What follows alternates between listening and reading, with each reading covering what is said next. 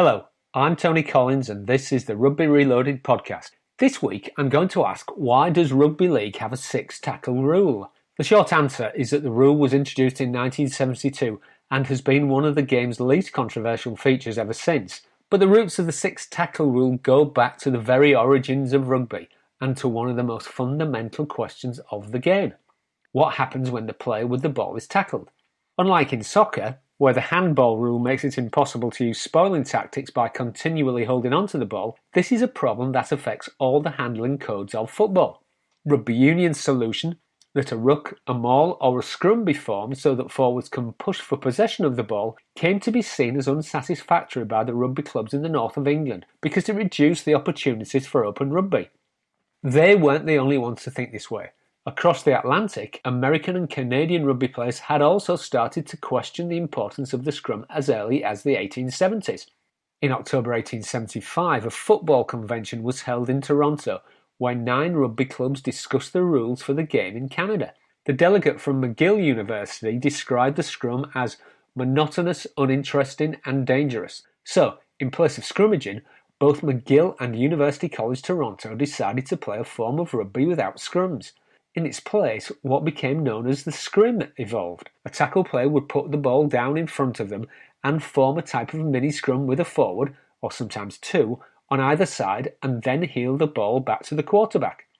5 years later, in 1880, American football followed the Canadians and also replaced the scrum, this time with a snap at the line of scrimmage. It wasn't until 1906 that Rugby League also took the plunge and introduced the play the ball after a tackle. Now, instead of the traditional scrum, the tackle player had to get to their feet, put the ball on the ground, and then try to heel it back to a teammate, known as the acting halfback or dummy half. There's no evidence that the play the ball was influenced by the North American games. The Northern Union saw the play the ball as a return to the original Rugby Union rule, where the tackle player put the ball on the ground for a scrum to be formed.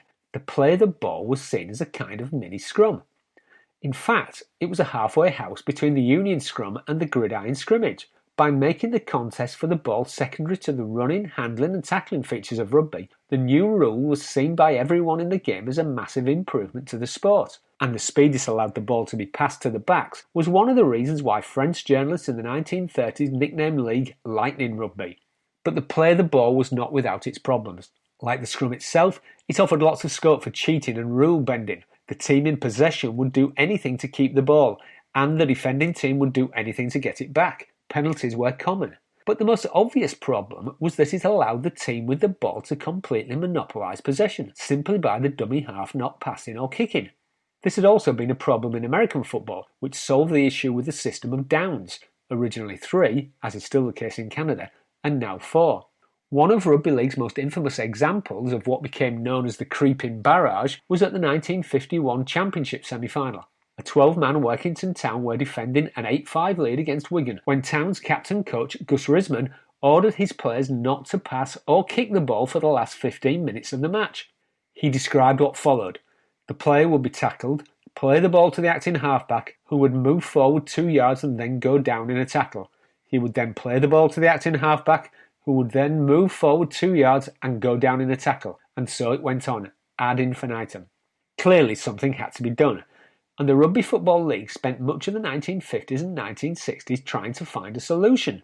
One option vigorously promoted by RFL Secretary Bill Fallowfield was a rugby union-style method of releasing the ball in the tackle. Although opposed by most clubs and the rest of the league-playing world, Fallowfield tried a number of times to introduce a union-style rule to the game. Bizarrely, he was supported by the Duke of Edinburgh, who had presented the trophy at the 1955 Challenge Cup final and remarked that he didn't like the play of the ball. Experimental matches using a rugby union-style rule were played in 1958 and 1961. Ray French described the 1961 match that he played in as a disaster, and also in possibly the most unattractively titled tournament in the history of sport, 1964's Bottom 14 playoffs. The farcical nature of the Bottom 14 Cup finally killed off Bill Fallowfield's hopes of bringing the rugby union rule to rugby league. But the problems of the play of the ball did not go away. In particular, Australia now had its own issues. By the summer of 1966, St George had won the Sydney Premiership 10 consecutive times and were about to make it 11. The Dragons' total domination meant that Australian officials were open to new ideas to make the game more competitive. In the end, the solution was not Twickenham but transatlantic. At the 1966 Rugby League International Board meeting, Bill Fallowfield proposed that the game should adopt American football's four-down system. The New Zealand delegates suggested a scrum after the fourth tackle rather than a turnover, and the new rule was quickly and unanimously adopted. It was first trialled in England in the BBC Two Floodlit Trophy in October 1966. After a handful of matches, it became obvious that it encouraged attacking play and speeded up the game considerably. From November 1966, four tackles became the rule for all matches. It was a success throughout the league world. Australia's Bill Buckley said the new rule had revitalised the game. The new rule also coincided with the end of St George's amazing premiership run, when Canterbury finally ended the Dragons' streak with a 12-11 win in the 1967 preliminary final. In 1972, four tackles were extended to six in the belief, which proved to be correct, that it would allow more structured attacking play to develop. In 1983, a handover of the ball to the opposing side, rather than a scrum, was introduced after the sixth tackle.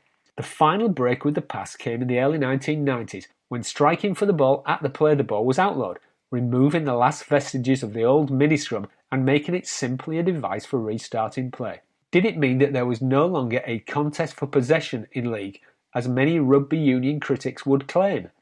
The evidence doesn't support this. Constant controversies over stripping the ball in the tackle, the importance of ball security, and coaches' obsessions with completing sets of six tackles shows that the struggle for the ball is as important to league as it is to union, but in a different way. What's more interesting is that the contest for possession of the ball in rugby union is rapidly diminishing.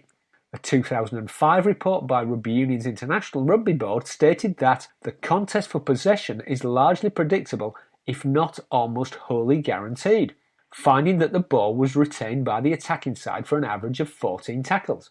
Just like league in the 1950s before the four-tackle rule, if a rugby union team does not kick the ball, they can effectively monopolise possession for long periods of a match. Ironically, that same IRB report also found that in the 1980s, union teams turned the ball over to their opponents on average once every six tackles, just like in league.